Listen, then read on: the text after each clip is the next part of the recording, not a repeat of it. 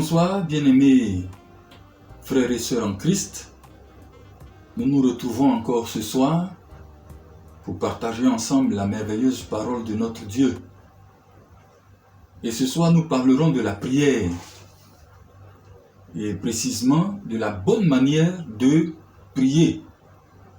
La prière est un sujet important dans la vie chrétienne. Et ce soir, comme je le dis, nous parlerons donc de la bonne manière de prier. Voilà, nous savons déjà que prier, c'est parler avec Dieu. Et que la prière est l'un des moyens spirituels que Dieu nous donne pour être en communion avec lui, mais aussi pour communiquer avec lui. La prière nous permet donc de nous approcher de Dieu. La prière nous permet de nous tenir dans la présence de Dieu, d'être en communion avec Dieu. Et cela est indispensable pour les enfants de Dieu que nous sommes. Être en communion avec Dieu, c'est lui la source de toute bénédiction, c'est lui la source de notre force, donc nous avons nécessairement besoin d'être en communion avec lui. Et la prière nous permet de l'être. La prière est l'un des moyens qui nous donne d'être en communion avec Dieu. Mais la prière nous permet aussi de faire connaître nos besoins à Dieu, de lui exprimer ce que nous voulons, ce que nous ressentons, et donc de communiquer avec Dieu. La prière est donc aussi un moyen de communication avec Dieu. Et donc la prière est très importante dans la vie du chrétien. Et c'est pourquoi le Seigneur lui-même, il prend son temps pour enseigner ses disciples sur la prière et surtout sur la bonne manière de prier. Et c'est ce que nous allons voir ce soir. Et je vous invite donc à suivre avec moi la lecture de notre texte de base tiré de l'évangile selon Matthieu au chapitre 6 du verset 5 au verset 15. Je fais la lecture.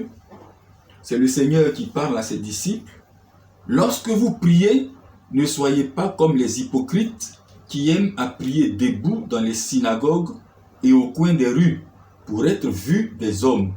Je vous le dis en vérité, ils reçoivent leur récompense. Mais quand tu pries, entre dans ta chambre, ferme ta porte et prie ton Père qui est là dans le lieu secret. Et ton Père qui voit dans le secret te le rendra. Verset 7. En priant, ne multipliez pas de vaines paroles comme les païens qui s'imaginent qu'à force de paroles, ils seront exaucés. Ne leur ressemblez pas, car votre Père sait de quoi vous avez besoin avant que vous le lui demandiez. Voici donc comment vous devez prier. Notre Père qui es aux cieux, que ton nom soit sanctifié, que ton règne vienne, que ta volonté soit faite sur la terre comme au ciel. Donne-nous aujourd'hui notre pain quotidien. Pardonne-nous nos offenses, comme nous aussi nous pardonnons à ceux qui nous ont offensés. Ne nous induis pas en tentation, mais délivre-nous du malin, car c'est à toi qu'appartiennent dans tous les siècles le règne, la puissance et la gloire. Amen. Si vous pardonnez aux hommes leurs offenses, votre Père Céleste vous pardonnera aussi. Mais si vous ne pardonnez pas aux hommes, votre Père ne vous pardonnera pas non plus vos offenses. Seigneur, nous te disons merci.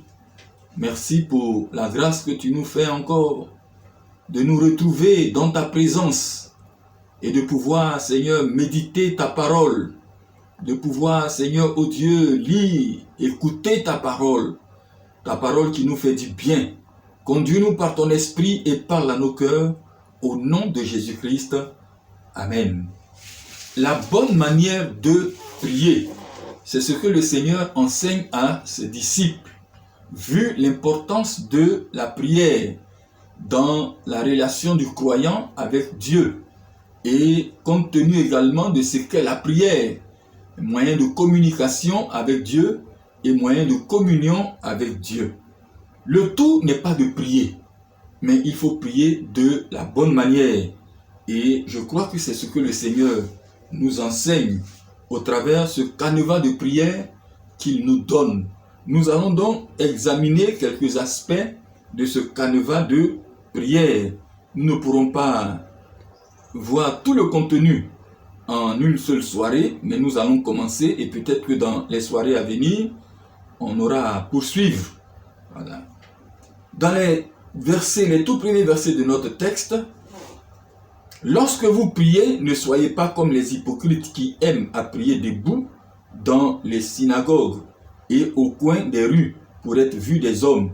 Je vous le dis en vérité, ils reçoivent leur récompense. Mais quand tu pries, entre dans ta chambre, ferme ta porte et prie ton Père qui est là dans le lieu secret, et ton Père qui voit dans le secret te le rendra.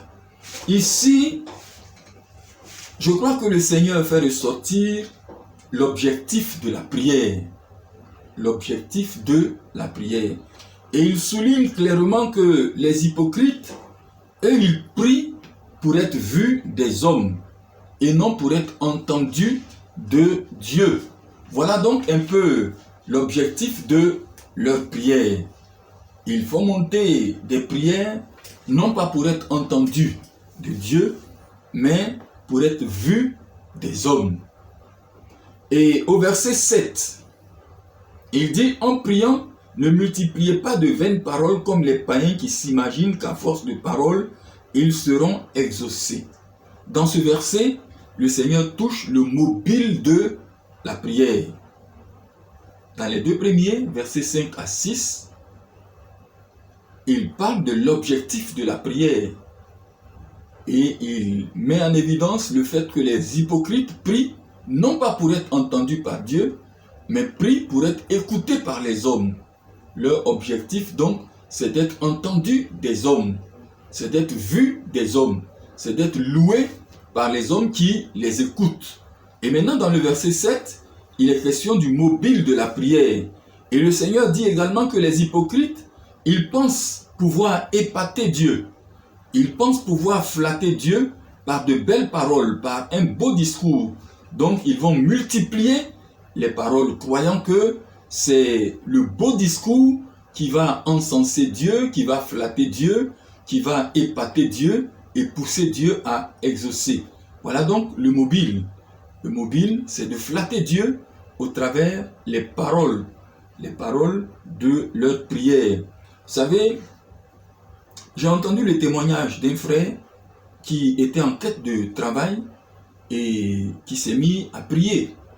Et il a demandé dans cette requête-là le soutien de son épouse. Donc sa femme et lui passaient du temps dans la prière pour ce sujet important, que le Seigneur lui permet d'avoir du travail. Et ça semblait tarder, ils étaient en train de prier tous les jours, et une fois, il a dit dans sa prière, Seigneur, si tu me donnes du travail, moi, je vais aller au-delà de la dîme. Je vais te donner 90%, et puis moi, je vais garder la dîme. Alors, sa femme a tiqué, et elle n'a pas dit Amen à cette prière. Et après, elle a demandé à son mari, est-ce que tu te rends compte de ce que tu viens de dire? Il dit oui. Elle lui a dit, répète ce que tu as dit. Il dit, j'ai dit que je vais donner 90% à Dieu, et puis je vais prendre 10%. Elle dit, mais est-ce que tu te rends compte de ce que tu dis? Alors, le monsieur dit, mais si on ne dit pas ça là, Dieu ne peut pas nous donner travail. Il faut que de temps en temps, on blague Dieu. Voilà donc le mobile de la prière de cet homme-là. Flatter Dieu. Flatter Dieu. Et cela concerne les engagements. Les engagements que nous prenons souvent envers Dieu dans nos prières, dans le but de vouloir inciter Dieu. De pouvoir inciter Dieu. On prend des engagements. Seigneur, si tu fais ceci, je ferai cela. Pour pousser Dieu à nous exaucer. Le mobile de la prière. Jésus dit, les hypocrites pensent pouvoir épater Dieu, flatter Dieu par de belles paroles, par un beau discours. Alors le Seigneur dit, quand nous prions, sachant que Dieu tient compte de l'objectif et du mobile de notre prière. Quand nous prions, Dieu tient compte de l'objectif et du mobile de notre prière. Et le Seigneur donc lui-même va donner un canevas de prière. Un canevas de prière pour nous permettre de prier de la bonne manière, de la manière qui plaise à Dieu. Et nous avons ce canevas de prière à partir du verset 9. de notre texte, du verset 9 jusqu'au verset 13. Cette prière, fameuse prière qu'on appelle le Notre Père. Nous allons, pour ce soir, nous arrêter sur le verset 9 seulement. Le début de cette prière que le Seigneur enseigne à ses disciples comme un canevas de prière. Il est dit au verset 9, « Voici donc comment vous devez prier. Notre Père qui es aux cieux, que ton nom soit sanctifié. » Et ça, c'est le Seigneur qui le dit, qui enseigne à ses disciples la bonne manière de prier. Voici comment vous devez prier. Notre Père. Notre Père. Déjà, ces premiers mots nous interpellent. Ces premiers mots de la prière que le Seigneur nous enseigne. Notre Père. Nous voyons là que la prière est adressée à Dieu et non aux hommes. Elle est faite pour parler à Dieu et non pour parler aux hommes qui nous écoutent. Et cela est très important. Quand nous prions, nous ne prions pas pour parler à ceux qui sont autour de nous. Mais nous prions pour parler à Dieu. Dieu qui est notre Père, c'est à lui que notre prière s'adresse. Vous savez, il y a certaines prières qui sont faites dans des mauvaises intentions. Dans l'intention d'étaler nos connaissances, d'étaler notre savoir. Des prières qui sont faites pour épater ceux qui nous entendent et qui nous écoutent. Ces genres de prières ne sont pas vraiment adressées à Dieu, mais elles sont adressées aux hommes, pour que les hommes nous applaudissent, pour que les hommes sachent ce que nous valons au travers notre expression, au travers l'étalage de nos connaissances et de notre savoir. Le Seigneur, par cette prière qu'il nous enseigne, nous montre déjà que nos prières doivent être adressées à Dieu, notre Père. C'est à lui que la prière est adressée. Et puis également, dans cette expression « notre Père », nous comprenons par là que celui à qui nous adressons notre prière est notre Père. La prière s'adresse à Dieu en tant que notre Père. Et cela fait donc ici allusion aux sentiments avec lesquels nous devons nous adresser à Dieu. L'esprit dans lequel nous devons nous approcher de Dieu. La Bible nous enseigne que pour nous qui sommes en Christ, il y a une nouvelle relation qui se crée entre Dieu et nous. Dieu n'est plus simplement notre Créateur, mais il devient notre Père. Selon ce qui est dit dans Jean chapitre 1, verset 12. À tous ceux qui ont reçu Jésus-Christ, Jésus leur donne le pouvoir de devenir enfants de Dieu, lesquels sont nés non du sang, ni de la chair, ni de la volonté de l'homme, mais de la volonté de Dieu. Nous passons donc de l'état de simple créature de Dieu à l'état d'enfant de Dieu. Une nouvelle relation se crée entre Dieu et nous. Dieu devient notre Père. Et dans la prière, nous devons nous approcher de Dieu comme un enfant s'approche de son Père.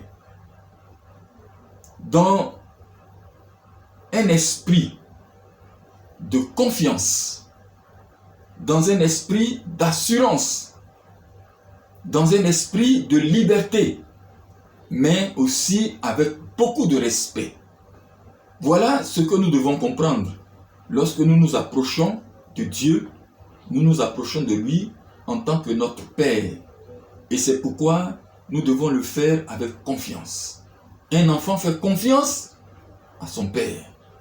Nous devons le faire avec assurance. Un enfant s'approche avec assurance de son Père. Nous devons le faire avec liberté. Un enfant s'approche avec liberté de son Père. L'enfant n'a rien à cacher à son Père. Tout au contraire, il fait connaître tout ce qu'il sent ou ressent à son Père en qui il a toute sa confiance. Mais un enfant doit aussi s'approcher de son Père avec respect.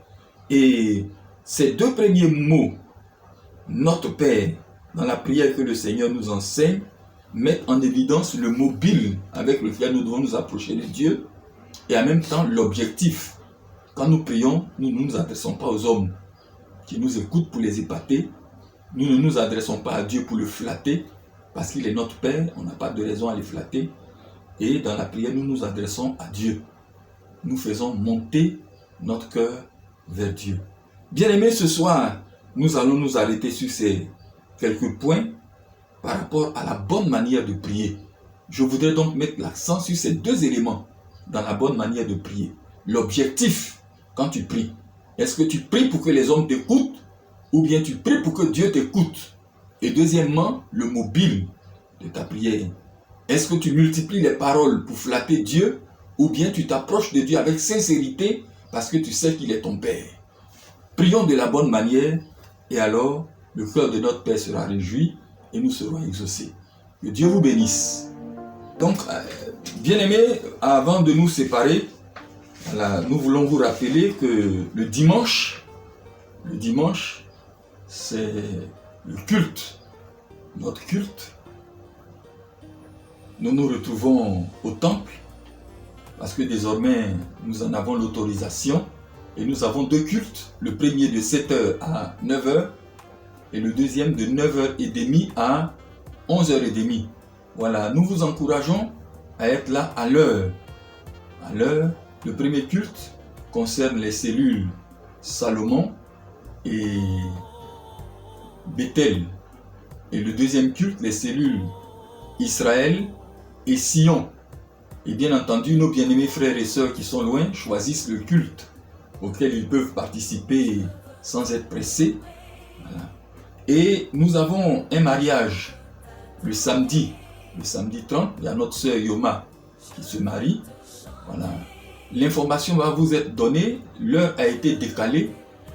Donc vous aurez l'information à l'équipe, l'administration de notre groupe WhatsApp qui va vous donner l'heure exacte. Voilà. Mais nous vous encourageons aussi à vous organiser pour aller soutenir notre sœur. Voilà. Que Dieu vous bénisse. Shalom et nous nous retrouvons le dimanche. Il a fait de grandes choses pour nos vies et il n'a pas changé. Mes ennemis n'ont rien vu.